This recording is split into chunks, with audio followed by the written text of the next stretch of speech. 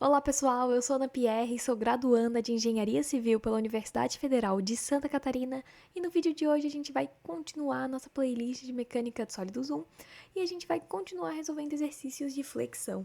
O exercício que a gente vai resolver hoje é o exercício 4.20 e nesse exercício ele está disponível na página 245 do livro de Mecânica dos Materiais do Bier, a edição que eu uso é a quinta edição, beleza?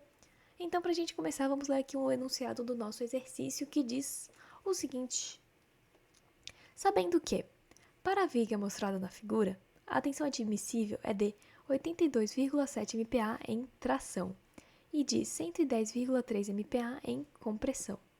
Determine o maior momento fletor M que pode ser aplicada nessa viga.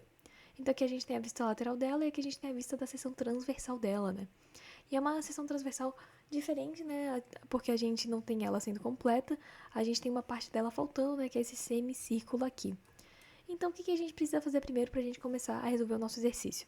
A gente vai ter que achar a posição da linha neutra, né? Por que a gente tem que achar a posição da linha neutra? Porque não é simétrico. Como não é uma seção transversal simétrica, caso fosse assim, ó, desse jeito, vamos fingir que aqui dentro é preenchido. Onde seria a linha neutra, né? A linha neutra seria na metade do centroide, ou seja, seria 30,5 dividido por 2. Assim a gente acharia a linha neutra, caso isso fosse preenchido. Mas como a gente tem essa parte vazada, né, que é um semicírculo, a gente vai ter que achar a linha neutra para a gente conseguir calcular e achar e chegar, né, no maior momento fletor M que pode ser aplicado nessa viga, beleza? Então, é isso que a gente vai fazer, a gente vai começar calculando a posição da linha neutra, beleza? Então tá. Então a gente tem aqui o seguinte, né? A gente vai considerar que essa seção transversal aqui ela é a mesma coisa aqui. A gente pegar um retângulo completamente, um retângulo cheio, né? Um retângulo normal, e diminuir essa partezinha aqui do semicírculo, ok? Que é esse semicírculo que tá aqui no meio, né? Que tá vazado. Beleza? Então é isso que a gente vai fazer. A gente vai considerar dois trechos, o trecho 1, que é o retângulo, e o trecho 2, que é o semicírculo, né, que vai ser meio que retirado, né, desse retângulo. Então, para o trecho 1 a gente tem o seguinte, né, a gente tem que achar a área dele. Para isso a gente vai pegar o 30,5 milímetros, que é a altura dele, e vamos multiplicar pela base, que é de 61 milímetros. Com isso a gente chega que a área é de 1860,5 milímetros ao quadrado, ok? Bem, depois disso a gente vai achar a distância até o centroide. Para isso, né, para a gente achar a distância até o centroide, a gente vai pegar o 30,5 milímetros e dividir por 2. Isso vai fazer com que a gente chegue que o y barra, que é a distância da base até o centroide, é de 15,25 milímetros, beleza? E agora a gente vai calcular a área vezes o y barra. E a gente vai achar, né, que a área vezes o y barra do trecho 1 é de 28.372,625 milímetros a terceira. Ok? Fizemos aqui as contas para o trecho 1. E agora a gente vai fazer as contas para o trecho 2, que é o nosso semicírculo, beleza? Bem, a gente vai calcular a área dele, né? A gente sabe que a área do círculo é πr ao quadrado. Então vai ser essa fórmula que a gente vai usar? Não, porque isso é um semicírculo. Então vai ser πr ao quadrado dividido por 2, beleza? E daí pra gente calcular o y bar, como é que a gente acha? A gente vai utilizar essa formulazinha aqui. E com essa formulazinha aqui a gente acha que o y bar é de 8,08 milímetros, beleza? Bem, daí depois a gente vai calcular, né, a área vezes o y barra, ou seja, a gente vai pegar 570,04 e fazer vezes 8,08 milímetros. A gente vai achar então que a área vezes o y barra vai ser igual a 4.605,92. O que a gente pode reparar, né? A gente pode reparar que a área vezes y barra do 2 é bem menor que a do 1. Então, a área do 2 vai ter menos influência do que a área do 1 em relação ao y barra, beleza? Mas então, a gente vai calcular aqui o y barra, né, da nossa seção transversal geral, né, que é essa daqui, que é a que a gente recebeu no enunciado. A gente vai pegar a área vezes o y barra do trecho 1 menos a área vezes y barra do trecho 2, dividido pela área do trecho 1 menos a área do trecho 2. Com isso, a gente vai achar que o y barra, né, a distância da nossa linha neutra, é de 18,41 milímetros, ok?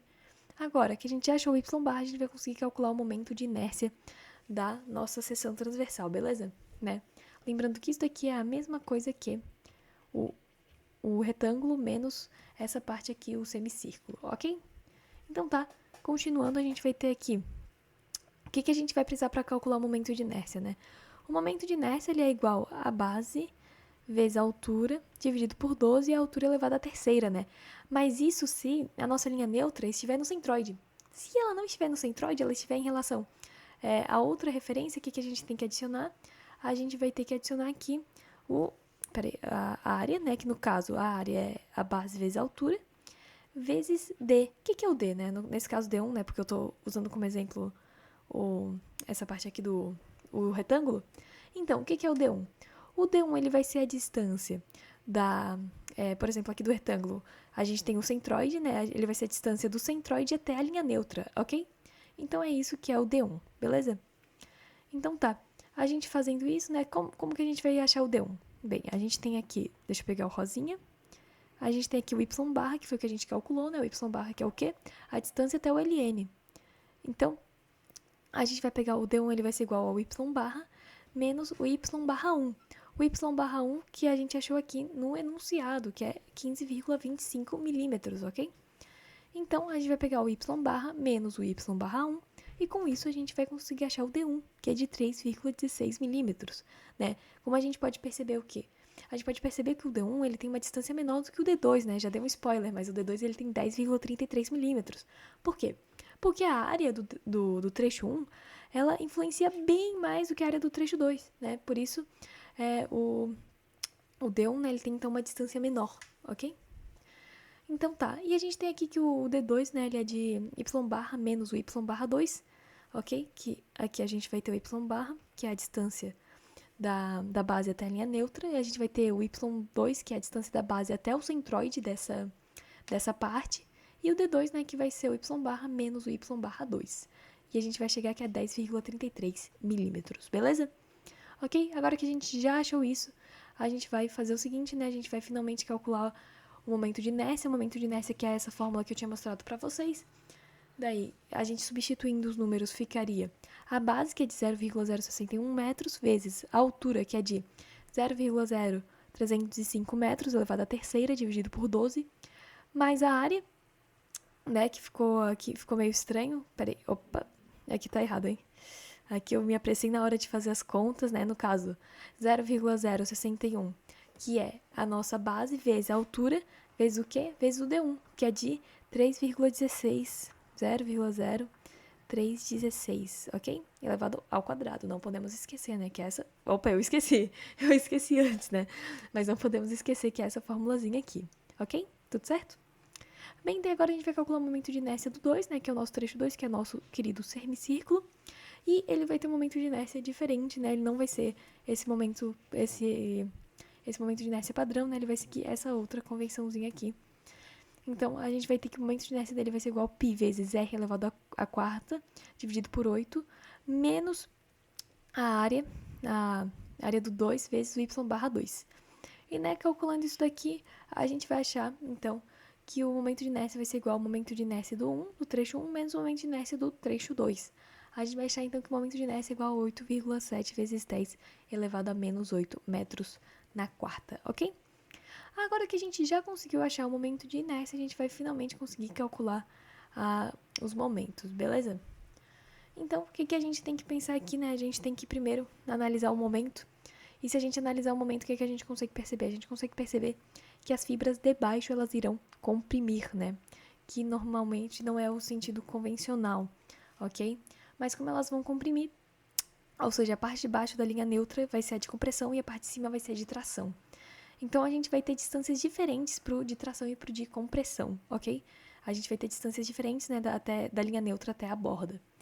O de tração vai ser o H, né, a altura total, menos o Y barra, ou seja, o de tração ele vai ser a altura total, que é de 30,5, menos o Y barra, que é de 18,41. Então, o C da tração vai ser igual a o H menos o Y barra, beleza?